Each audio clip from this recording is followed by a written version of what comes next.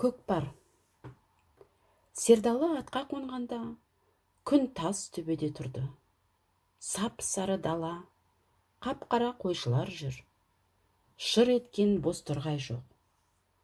Әуе айналып жерге түскендей. Қиырда құйындар жарысып барады.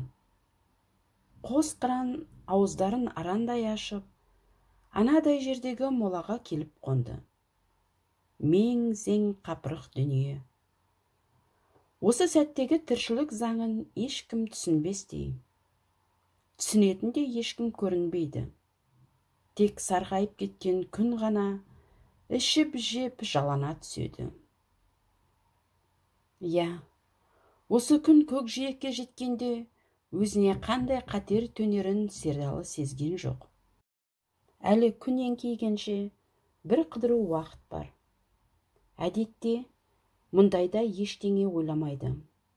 Алдыңды ойлап, қобалжып кетсең жолың болмағаны. Бұл жерде тек тәуекел шешеді. Ата сөзі, ата заңы осындай. Сердалы есін білгелі селт етіп қорқып көрген жан емес.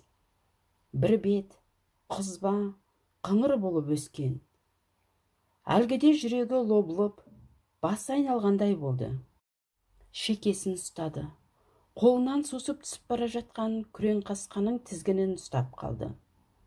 Тұла бойы шым еткендей болды. Самайынан суық тері бұрқ ете түсті. Бұрын көкпарға шығарда марқұм әкесінің өлімі елестемеуші еді. Маған бүгін не болған? Манағы қара қыздың жылап қалғаны әсер етті ме? Деп ойлады. Әкесі көз алдына тағы елестеді. Ол кезде 10 жаста еді. Ертеден қара кешке дейін қозы қайтарады. Бір күндері ел дүрліккен той болды. Қым-қуат көкпар шабылды. Ат дүбірін естісе делебесі қозып, есі шығып кететін әкесі сонда атқа ер салды. Шешесі, атың суусыз, бар ма? Деп жалынып, шаужайына жармасып жүр. Өзі әкесінің барғанын қалап ақ тұр. Көкпар әкеліп берсе дейді. Жаз бойы тісіне бір түйір ет тимеген. Жылап жүрген шешесіне жақтырмай, ала көздене қарайды. Біраз жерге әкесінің артынан томпаңдап жүгіріп барды. Ар жағында өзі білмейтін ұлан асыр ұлы сүрен. Сыңсып қалған шешесіне де, томпаңда берген өзіне де қарамай, жауырыны күжірейіп, қанды көз әкесі кетіп барады. Алдында қоп қою шаң. Күшке болмаса, ақылға ырық бермес шартта шұрт ұстасқан білектер, жер дүниені солқылдатқан дүбір, құйқаны шымырлатқан ащы айқай, сол дүрмек әкесін де жұтып жіберді. Қас қарайып кеткен. Шешесінің алдында екі көзі төрт болып отыр. Әншейінде көкең көкпар әкеледі деп алдандыратын анасы бүгін сұп-сұр болып қатып қалған. Ауық-ауық денесі тоңғандай болып селк-селк ете қалады. Жанары жол жақта. Осылай отырып Сердалы ұйықтап кетіпті. Әлден уақытта шыңғырып қалған анасының даусынан шошып оянды. Көз алды бұлдыр, буалдыр бірдемелер. Есік алдында ат жалын құшып әкесі тұр. Аузынан, мұрнынан қан тамшылайды. Босағада арыстай болып бұзау көкпар жатыр. Бірер жігіт әкесінің үзеңгісіне жармаса береді. Енді байқады, аяғы таралғыға қарысып қалған екен. Шешесі де еңіреп шырқ қайналып жүр. Жігіттер ұзақ уқалап аяқты жаза алмады. Уақыт өтіп жатыр. Ақырында бір жігіт кездігін алып, тартпаны шарт қиып жіберді. Аттан түсірісімен әкесі дүние салды. Жұрттың айтуынша өкпесі күйіп, зорғып кеткен көрінеді. Әке қазасы жас Сердалыға қатты әсер етті. Көпке дейін жаман суреттер көз алдынан кетпей қойып еді. қадірсіз, құнсыз өткен қайран әкесі. Сол әкенің қайратын берсе ғой, көрсетер еді-ау. Жасына жетпей шаша қарып кеткен шешесі қайғыға шыдай алмай, көп ұзамай дүние салды. Бұл далада жалғыз өзі қалды. Әкесінің даласын жалғыз өзі мекен етті. Қу жетім атанды. Қара жылқышы атанды. Әкесінің көзін көріп, қайырымын алған жандар да сирей берді. Тіпті Сердалының дүниеде бар екенін де ешкім білмеді. Ұмытылып кетті. Кең дүниенің бір бұрышындағы бір үйір жылқыдан басқаны білмейтін қара баланы кім ескерсін? Опасыз дүниеде жалғыз жұбанышы қалды. Ол әкесіне ұқсау еді. Ол шалдардың әкесінің аузынан түскендей бәтшағар деген сөзі еді. Сол шалдар Сердалының атасы да шабандоз болған деседі. Сабаз бір күнде жалғыз өзі 3 салымға дейін салып кетуші еді-ау. Әй, көрі құлдай шабандоз жоқ қой қазір. Адамдар да майдаланып кеткен. Тыртаңдап лақ көкпарды зорға шабады. Олардың білегі мына біздің беліміздей болатын. Бұл жалғаннан не сабаздар өтті ғой. Замана не болар екен? Деп кемсең қағатын. Көрі құл атасы да көкпардан өтіпті. Додадан көкпар алып шығып келе жатқанда, қаскөй жігіттер атын қақтырыпты. Ағып келе жатқан ат 3 домалап түскен. Ердің басы көрі құлдың ішіне кіріп кетіпті дейді. О да бір мына даланың қаралы күні еді. Ол тықыршып қалған күрең қасқасының тізгінін тартты. Күн әлі шақшиып тұр. Жердің астынан шыққандай жан жақтан аттылы жігіттер қаптап келеді. Өз әкесінің даласы тағы да тіріліп келеді. Бұл далада көкпар болмақ. 24-ке жаңа шыққан Сердалының көз алдында өз заманы. Жатып қалған уақытта сүйретіліп тұрып, жылжып жөнелгендей сірә. Қасына бай ауылының шал-шалағайлары жақындап қалыпты. Атынан түсіп қарсы жүрді.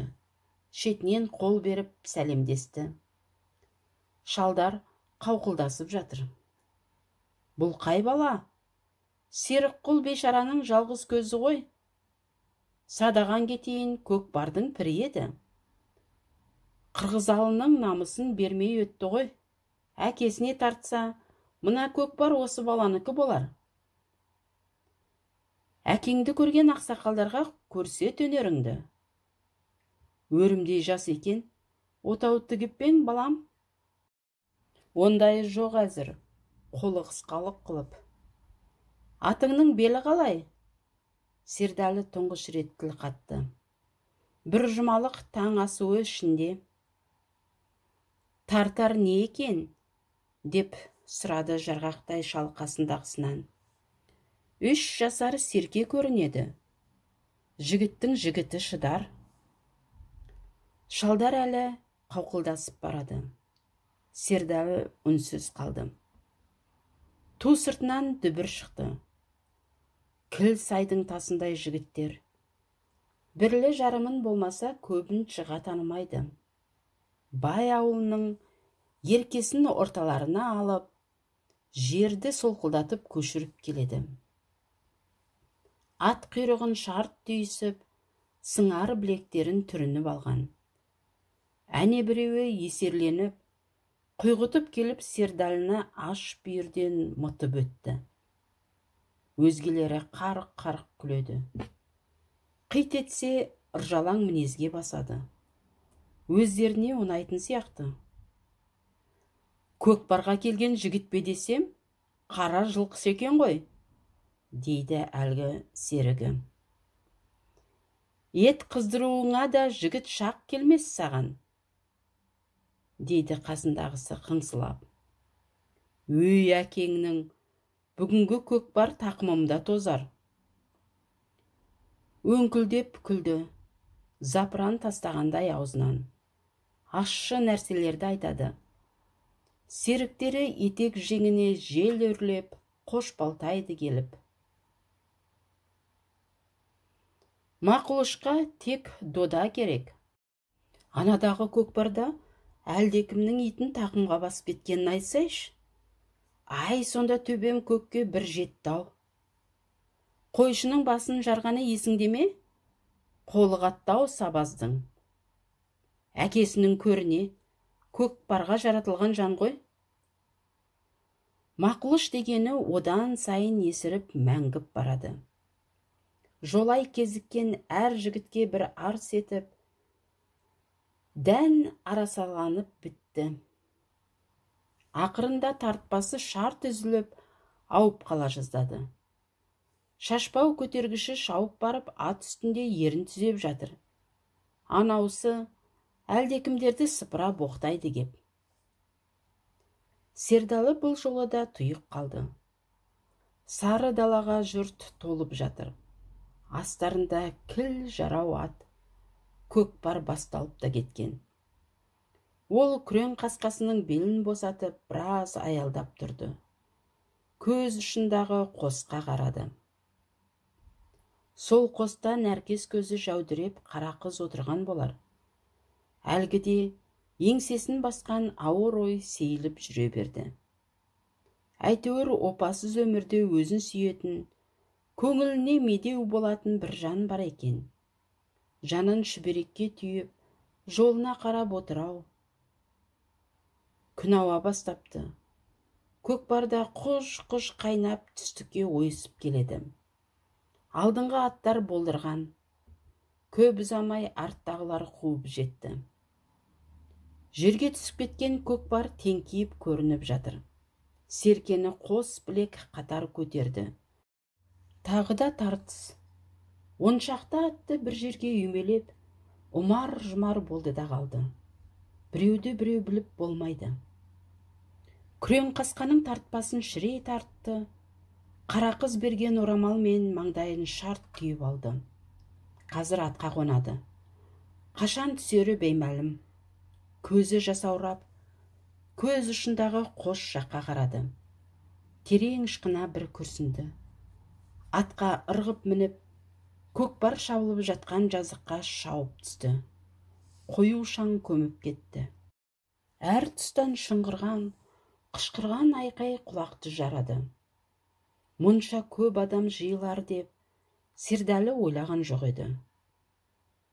Әкесі мың сан аттылы қалың көкпарға қаймықпай кіретін.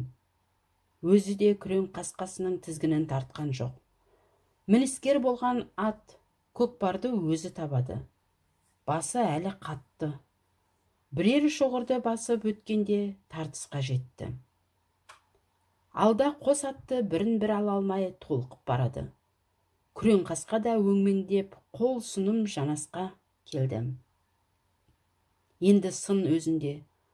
Оң жақтағы шойын қара жігіттен асып барып, серкенің бір борбайын ұстады. 3 ат қатар қағысты. Мұндай қоржынды тартыс өте қауіпті. Сәл қатардан қалса, ат екпіні оп-оңай жұлып түсіреді. Немесе қалған 2 ат бір жаққа күш қосып кетсе, қолды опырып әкетеді. Бұл жерде тек білек күші мен ат арыны шешеді. Жігіттер мықты көрінді. Берісер болмады.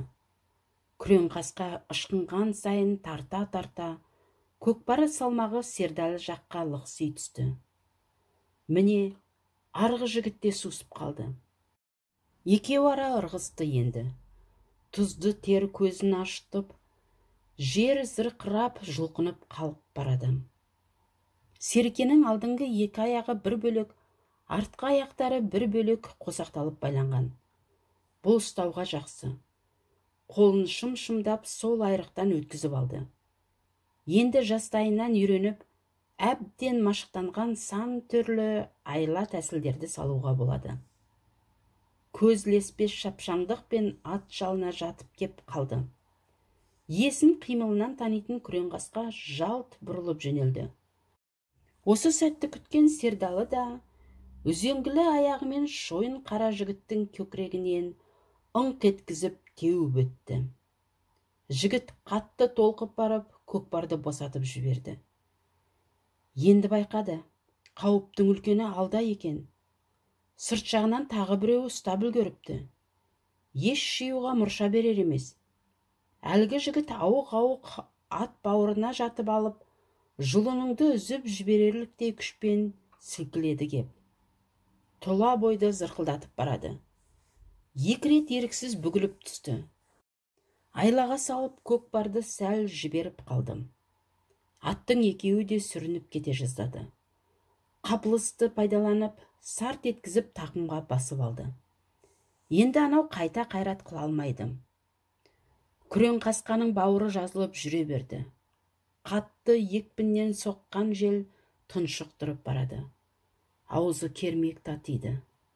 Міне, аттылар тобын айналып өтіп келеді, қуғыншылары көп ақ. Әлі көпшіліктің шаршай қоймаған кезі. Негізгі топтан сытылып бері қарай салды. Көкірегін жел кернеп, шабыт бөлеп, көз алдына әкесі келді. Я, ол да осылай шабатын. Тарт, тарт, деп қышқырып, екі-үш жігіт алдынан андыздап шыға келді. Жарасында күтіп тұрғандар тіп-тіке ат қойды.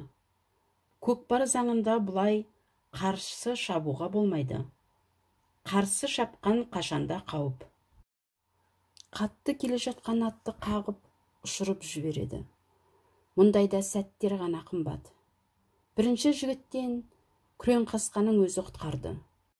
Зулап өткенде сарт деген қол шекпеннің бір етегін жұлып алды.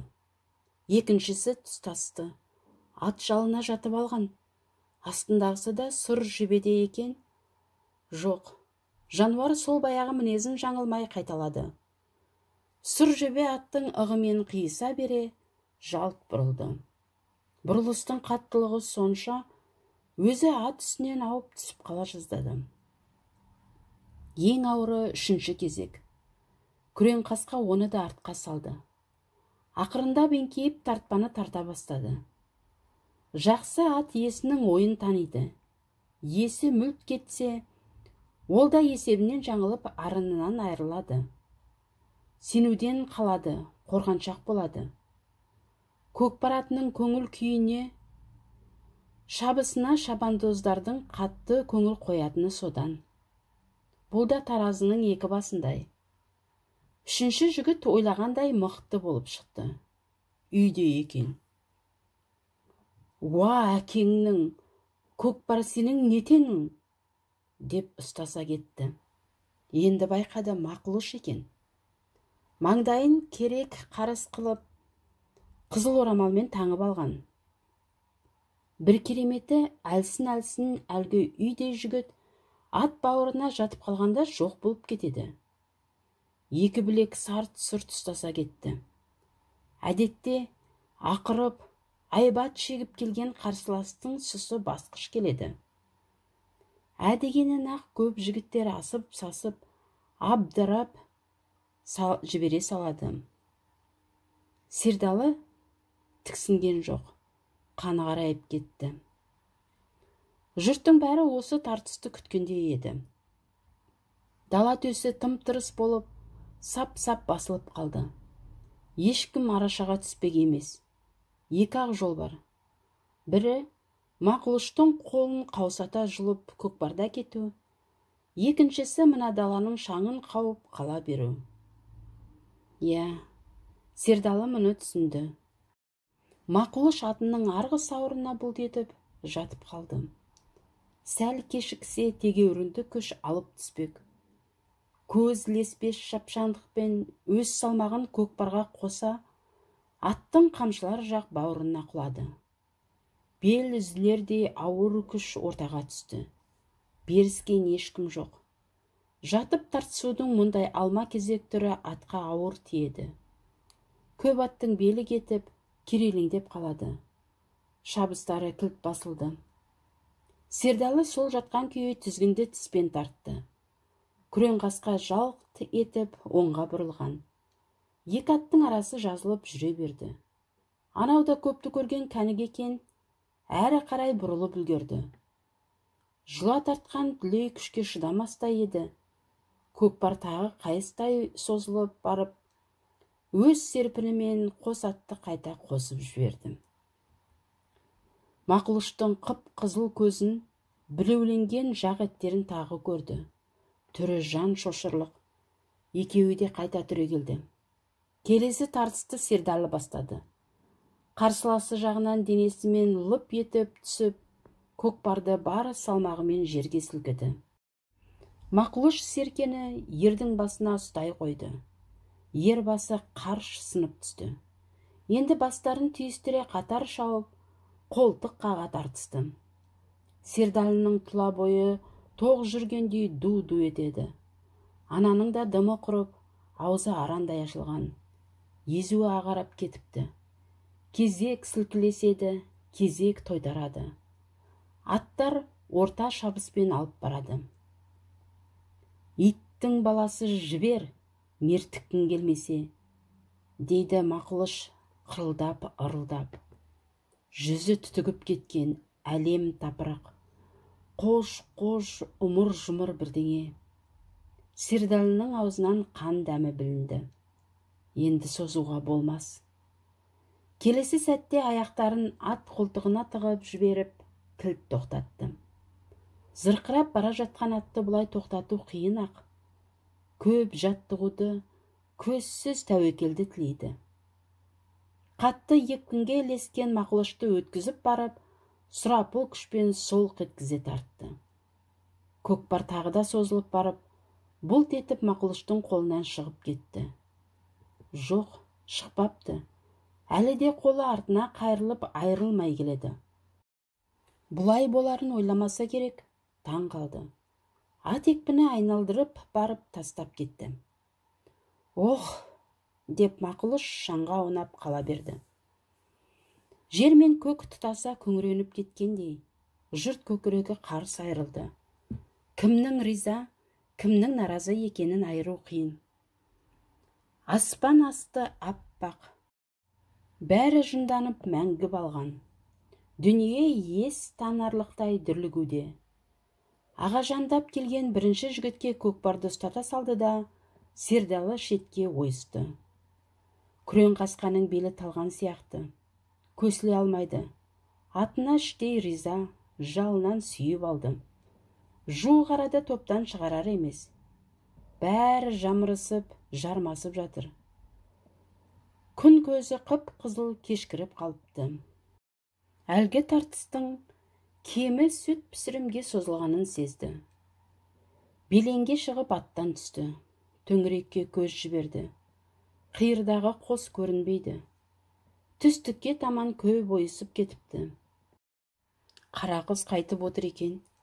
Жанын қоярға жер таппай, жолына қара тігіп үздіккен болар бейбақ жан. Тас жетім болса да ақылды ақ айналайын. Осыдан қолға бірер мал бітіріп қосылсақ. Қосылмақ боп уәделескен. Керегі жоқ көкпардың. Жастығын қор етіп бітті. Өздері ақ намысқа құрбан болып қырқыса берсін. Қасында қара қыз, алдында 5-10 тұяғы болса болғаны. Тыныштық керек, тілемейді артықты. Көкпар әлі шабылып жатыр. Ызың-ызың, қым-қуыт ат тасқыны даланы көшіріп барады. Мына топ, қатал топ талайдың қайрат күшін құрдымға кетіріп жатыр. Аяуы жоқ, ашуы көп. Қызып алғанда бауырында танымай кетеді. Әлгіде Мақұлыштың орнында өзі болса қайтер еді. Мыңдаған тұяқ тапап, топыраққа араласып жатар еді-ау. Кім көзге ілсін? Денесі мұздап кетті. Қайран жұртай, кеудеңе толған запырандай ашу заңды осындайда шығарасың-ау. Осы күш, осы намыс сені қайда апарар еді? Сердалының жанары жасаурап кетті. Қорқып емес, әлгі ойдан жасып қалды. Рухы түсіп, жаны құлазып барады. Иә, Бұл өмірде қайратты жандар жылай білмесе де налый біледі. Қабырғасы қайыса налиды. Күн көкжиекке төніп қалыпты. Қос жаққа қарады. Көз ұшында қарғалар ұшып барады. Сердалы енді түсінді. Ол ешқашан мал жинап байи алмайды. Қара қызға қалың да бермейді. Маңдайдағы жазуы қу кедейлік. Көкпардың ақырғысы осы болар. Көкпармен жиған мал құрсын. Даңқ та, байлық та Сердалынікі емес. Ертең жалғыз атын сатса да, қара қызға үйленеді. Байлауы осы. Пендеге тірлік керек. Көкпар жақтан манаға арық бозбала ағажандап шауып келді. Сөзін ентігіп зорға айтады. Көкпар додаға түсіпті. Ешкім шығара алар емес. Жаңа қаукен шал келіп, Қырғызалының аруағы қайда? Сердалы қайда? Дүйім елге қарабет қылмаса жетсін. Осы жерде аянып қалатын күш жоқ. Әкесіне тартса бұзсын доданы, депті. Ас иесі де, доданы бұзғанға 9 тұяқ бәйге, деп жария жасапты. Сердалы түнеріп тұрды. Мына түрінен адамға тән мінез аңғару қиын. Батар күнге жалтақ-жалтақ қарайды. Дода. Бұл тобырда әлгідей бір мақұлыш емес, жүздеген мақұлыштар бар. Өздері шығармаса да, өзгеге шығартпайды. Сан тосқауыл адамды да, атты да жаншып жібереді. Бұл тобырда қамшы жеп, ат жалын құшып, есеңгіреп қалатындар да көп.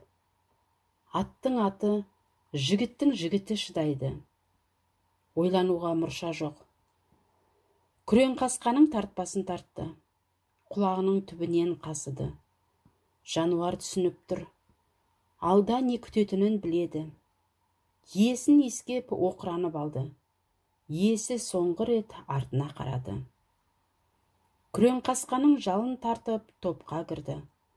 Ортаға жақындаған сайын ат қалыңдай түсті. Көкпарға жетудің өзі күш. Құмырсқаның илеуіндей ыңырсып жатыр. Өзін танитындар ығысып жол береді. Топқа тақаған сайын ат та аршындай ышқынды. Келіп қалды. Бір атты сауырмен соқты. Келесіні сағақтан ұрды. Алда біреуі тұр. Ол есікпен төрдей қаратымен жердегі серкені басқызыпты. Ат аяғы алдырар емес. Сердалы барған бойда еңкейіп көкпарды ұстады. Қара ат былқ етпеді. Нағыз доданың аты. Күрең қасқаның омырауымен ұрғызып жібергенде қара ат тайқып түсті. Есі үйдей өңкиген шал. Екеуінің қолы көкпарды қатар көтерді. Берістер болмады. Бір жігіт келіп күрең қасқана айдауға оңтайланып еді. Сердалы ұрғызбады. Ат күшін кейінге сақтамақ. Қысқа тартысқа қарттардың көп шыдамайтынын білетін. Ат бауырына жата қалып, үзіп жұлқып жетірет тартты. Көкпар босамады. Шалдың қолы қайыстай созылады. Сердалы еш жиғызбай тағы тартты. 8, 9, 10. Серкенің шалдағы ұшы былқ етіп ат бауырын ұрды. Енді топтан шығу керек. Серкенің алдыңғы екі аяғын тарылғыдан өткізіп тақымға басып алды. Нағыз дода енді басталды. Қаққан ат, соққан қамшы, сақ-сақ деген үзеңгі, құлақты жеген айқай, екі жағынан екі ұстады. Оң жақтағысының аты белсіз көрінеді, көп тебінеді. Салмақты сол жақтағы Тарамыс жігітке салды. Тарамыстың қолына бір сирақ ілігіпті. Бір-екі рет жіберіп тартып қалғанда әлгі сирақ жұлынып кетті. Оң жақтағысын күрең қасқаның тегеуріні тындырды. Тағы да 3 жігіт келіп ұстады. Тағы да 3. Тістері сақ етіп, көзінен жасы шықты. Әлдекімнің ұрғанын білді. Сонда да көкпардан айрылған жоқ. Дүние дөңгеленіп жүре берді. Көз алды білеу білектер, сылдаған дырау қамшылар. Атта аянған жоқ. тартыс атаулының өзі білетін барлық түрін қолданды. Қанша рет ат бауырына жатып түрегелгені есінде емес. Алға тарта берді. Ат тасқыны таусылары болмады. Атты ұрған қамшылары 2-3 рет өз арқасын осты. Тақымынан көкпар сусып кеткенін байқады. Бір қол ат бауырынан ұстаған екен. Үзеңгілі аяғымен әлгі қолды теуіп қалды. Жалт қарағанда ол жігітте аунап түсіп, ат тасқынына көміліп кетті. Жармасқан қолдар көп ақ. Енді есерлеу біреуі болмаған соң, көкпарды қоя салып өзіне ұмтылды. Ат тайқып кетпегенде еңсеріп кетер ме еді? Көз алды неге қараңғы?